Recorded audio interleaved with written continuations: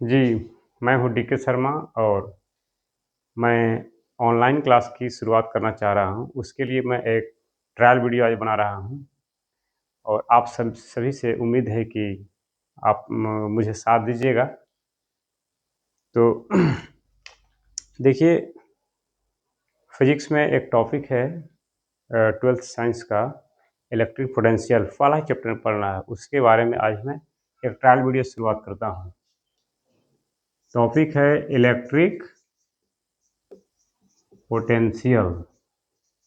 इसको हिंदी में बोलते हैं विद्युत विभव।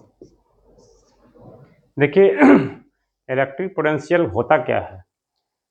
जैसे ऐसे समझिए आप एग्जाम्पल से कि अगर कोई भी पार्टिकल कहीं भी है या कोई ऑब्जेक्ट है और उसको स्वतंत्र रूप से छोड़ दिया जाए, उसको फ्रीली छोड़ दिया जाए और वहाँ से वो मूव करता हो अपने आप, यानी कि वहाँ से भागना चाहता हो, एस्केप करना चाहता हो, ऐसा टेंडेंसी रखता हो या ऐसा करता हो, तो आपको यह समझ जाना चाहिए कि वहाँ पे इलेक्ट्रिक पोटेंशियल और इलेक्ट्रिक पोटेंशियल एनर्जी होगा। मतलब पोटेंशियल और पोटेंशियल एनर्जी होगा, ऐसा समझना है। जैसे मान लीजिए कि ये कोई ऑब्जेक्ट है, इसको हम यहाँ पे छोड़ देते हैं। तो छोड़ते हैं तो देखिए छोड़ने के बाद ये स्वतः अपने आप गिरता है। हम गिरा नहीं रहे हैं इसको, अपने आप गिर रहा है इसको छोड़ने के बाद। अगर इसको छोड़ने के बाद नहीं गिरता, यहीं पे रह जाता, तो इलेक्ट्रिक पोटेंशियल नहीं होता। लेकिन छोड़ने के बाद देखिए स्वतः भागना चाहता है, गिरना चाहता है, वहाँ से डिस्प्लेस होना चाहता है। तो ऐसा घटना कहीं भी हो रहा हो नेचर में, तो आपको यह समझ जाना चाहिए कि वहाँ पे इलेक्ट्रिक पोटेंशियल है और पोटेंशियल एनर्जी दोनों है। ठीक है? तो ऐसी ही घटनाएँ और कहाँ पे हो सकती है? तो जैसे देखिए अभी जो हम एग्जांपल दिए कि एक ऑब्जेक्ट को यहाँ पे छोड़ दिया जाए तो अपने आप गिरना चाहता है, तो यहाँ भी पोटेंशियल है। चूँकि ये ग्रेविटी के कारण है, इसलिए इसका नाम है ग्रेविटेशनल पोटेंशियल, गुरुत्वीय विभव इसको हम बोलते हैं। उसी प्रकार इलेक्ट्रिसिटी में भी होता है। जैसे मान लिया जाए कि कोई चार्ज है और इसके अराउंड में चारों तरफ इलेक्ट्रिक फील्ड तो होगा ही, और इस इलेक्ट्रिक फील्ड में कोई भी दूसरे चार्ज को रख दिया जाए। सपोज एक क्यू नोट दूसरा चार्ज है, अदर चार्ज है, यहाँ पे रख दिया जाए इसके फील्ड में। तो यहाँ पर रख के जैसे ही छोड़िएगा तो देखिए ये चार्ज छोड़िएगा तो इसके रिपल्सिव फोर्स के कारण ये धीरे धीरे मूव करेगा, बाहर निकल जाएगा ना। किसी भी पॉइंट पे अगर यहाँ पे हम इस चार्ज को ला के छोड़ दें तो छोड़ने के बाद धीरे धीरे देखिए मूव करेगा, ये बाहर निकल जाएगा। तो छोड़ने के बाद अपने आप देखिए भागना चाह रहा है, यहाँ से एस्केप होना चाह रहा है।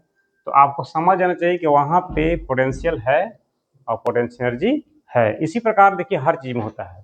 यहाँ पे चूंकि इलेक्ट्रिसिटी है तो इसका नाम होगा इलेक्ट्रिक पोटेंशियल, और इस तरह से अगर मैग्नेटिक फील्ड में ऐसा हो रहा हो तो उसका नाम होगा मैग्नेटिक पोटेंशियल, और ग्रेविटी में हो रहा हो तो उसका नाम होगा ग्रेविटेशनल पोटेंशियल।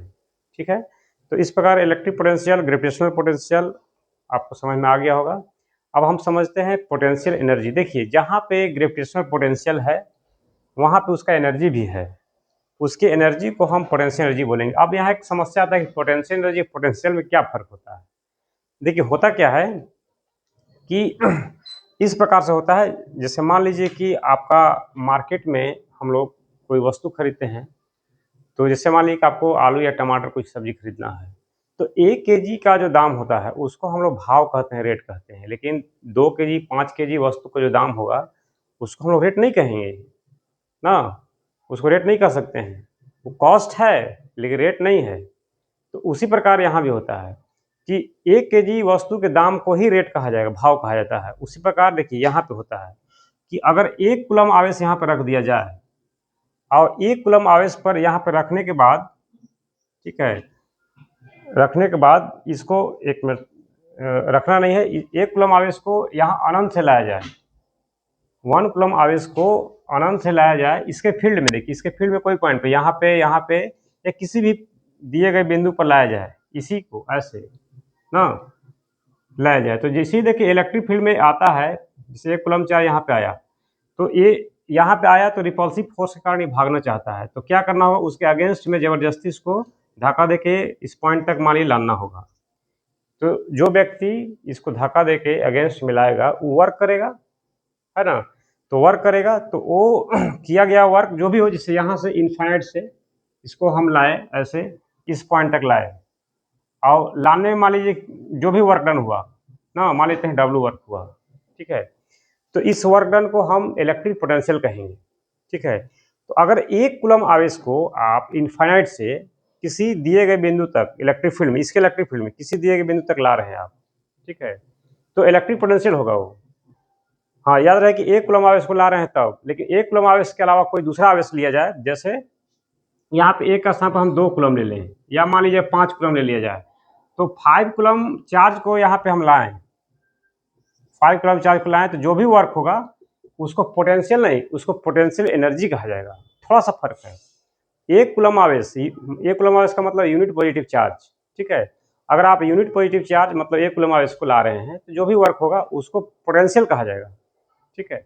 उसी प्रकार 1 कूलम्ब को छोड़ा के, जैसे 2 कूलम्ब, 3 कूलम्ब, 5 कूलम्ब, 7 कूलम्ब जो भी होगा, 1 कूलम्ब छोड़ा के जो भी चार्जेज आप लेंगे और उसको इनफाइनाइट से आप यहाँ पे लाएंगे, और उसमें जो वर्क डन होगा लाने में तो वर्क डन होगा ही ना अगेंस्ट में, तो उस वर्क डन को पोटेंशियल एनर्जी कहा जाएगा। बस एक बात का फर्क है कि पोटेंशियल जो होता है वो एकांक धनावेश यूनिट पॉजिटिव चार्ज के कारण होता है, मतलब 1 कूलम्ब आवेश के कारण होता है, ठीक है। और पोटेंशियल एनर्जी जो होता है वो 1 कूलम्ब छोड़ा के बाकी जो भी चार्ज ले लीजिए आप, उसके द्वारा जो वर्क डन होगा वो होगा। ये थोड़ा सा फर्क है। पोटेंशियल हो या पोटेंशियल एनर्जी हो, दोनों में वर्क डन का ही हिसाब होता है, यानी कि दोनों का संबंध वर्क डन से है, ठीक है। इस बात को जरूर याद रखिएगा, पोटेंशियल और पोटेंशियल एनर्जी दोनों का संबंध क्या से है, वर्क डन से है, ठीक है। तो अब पोटेंशियल क्या है, पोटेंशियल एनर्जी क्या है, समझ में आ गया होगा। उसी प्रकार देखिए, ये टॉपिक जो है हर जगह पढ़ना है। जैसे आप 9th में भी पढ़े हो, 9th में भी होता है, वहाँ पे ग्रेविटेशनल पोटेंशियल एनर्जी पढ़ना है हम लोग को। 11th में भी पढ़ना है, ग्रेविटेशनल पोटेंशियल एनर्जी पढ़ना है। हाँ, उसमें अर्थ का इलेक्ट्रिक फील्ड और उसका ग्रेविटेशनल पोटेंशियल निकालना भी है, हमें सेटेलाइट का निकालना है, ऐसा। इस प्रकार हम लोग 12th में इलेक्ट्रिक पोटेंशियल एनर्जी पढ़ेंगे। तो ये हर जगह कहीं ना कहीं आ ही जाता है, इसलिए आप ध्यान से इसको समझ लीजिए एक ही बार। तो अब है जो सिलेबस में 12th का है, उस टॉपिक पे हम आते हैं। तो हमें पढ़ना है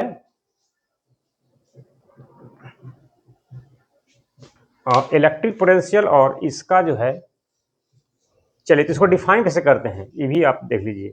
इलेक्ट्रिक पोटेंशियल कैसे डिफाइन करेंगे, तो बहुत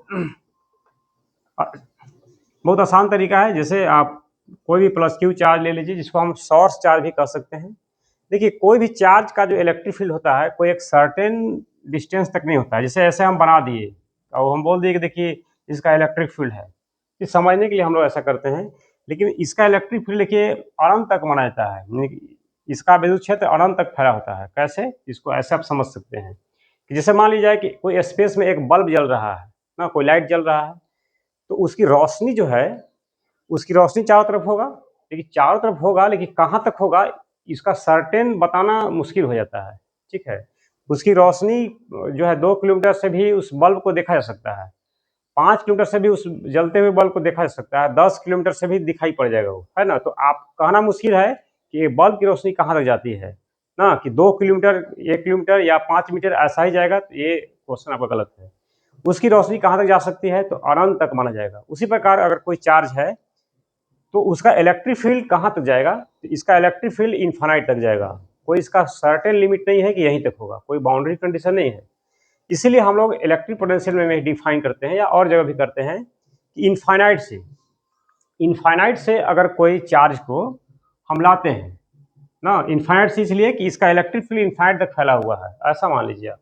यहाँ से लाते हैं इसके फील्ड में, तो लाने में जो भी वर्क डन होगा, that is called electric potential और पोटेंशियल एनर्जी। ये इलेक्ट्रिक पोटेंशियल है, पोटेंशियल एनर्जी है। तो कैसे डिफाइन करेंगे हम, तो हम डिफाइन करेंगे, पहले आप समझ लीजिए लाना किसको है। अगर पोटेंशियल पढ़ना है तो 1 कूलम्ब चार्ज को लाना है, पॉजिटिव में होना चाहिए साइन कन्वेंशन के अनुसार, ठीक है।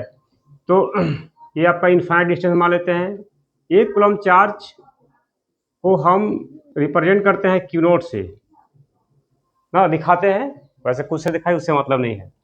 इस चार्ज को हम लाएंगे ना, लाएंगे कैसे लाएंगे, देखिए लाएंगे, वहाँ से लाइए तो कभी यहाँ पे आगे होगा, है ना। फिर जो आदमी लाएगा वो धक्का देगा, इसके अगेंस्ट में, इसके रिपल्सिव फोर्स के अगेंस्ट में वर्क करेगा। लाएंगे ऐसे लाएंगे, अब जहाँ तक इच्छा है, जैसे आपको इच्छा है कि हम यहाँ तक लाएंगे, इस पॉइंट तक लाएंगे, तो क्यू नोट को यहाँ ला के छोड़ देंगे ऐसे, ठीक है। तो जो लाया इस तरह से, तो लाने में चूंकि ये रिपल्सिव फोर्स लगता है, हमेशा इस पर लगता है, तो जो जबरदस्ती इसको लाया तो उसके द्वारा वर्क हुआ, ठीक है। तो इस वर्क को हम इलेक्ट्रिक पोटेंशियल कहते हैं। इसको डिफाइन कैसे करेंगे? डिफाइन करेंगे कि total amount of work done by unit positive charge. Unit positive charge मतलब 1 coulomb charge. Total amount of work done by unit positive charge in displacing from infinity to a given point. in displacing from infinity to a given point in the electric field ना is known as electric potential at that point। मतलब उस बिंदु का, जिस बिंदु पर आप लाए हैं उस बिंदु का इलेक्ट्रिक पोटेंशियल बताएगा वर्क डन। मतलब अनंत से किसी एकांक धन आवेश को, एकांक धन आवेश का मतलब 1 कूलम आवेश को ना, एकांक धन आवेश को अनंत से किसी दिए गए विद्युत क्षेत्र में कोई भी बिंदु तक लाने में जो भी कार्य किया जाएगा उसे विद्युत विभव कहते हैं, उस बिंदु का जिस बिंदु पर लाया गया। इसको इस तरह से हम डिफाइन करते हैं। फिर से एक बार देख लीजिए कैसे करेंगे। एकांक धनावेश को, एकांक धनावेश मतलब 1 कूलम आवेश को, एकांक धनावेश को अनंत से किसी दिए गए विद्युत क्षेत्र में एक बिंदु तक लाने में किए गए कुल कार्य को उस बिंदु पर विद्युत विभव कहा जाता है।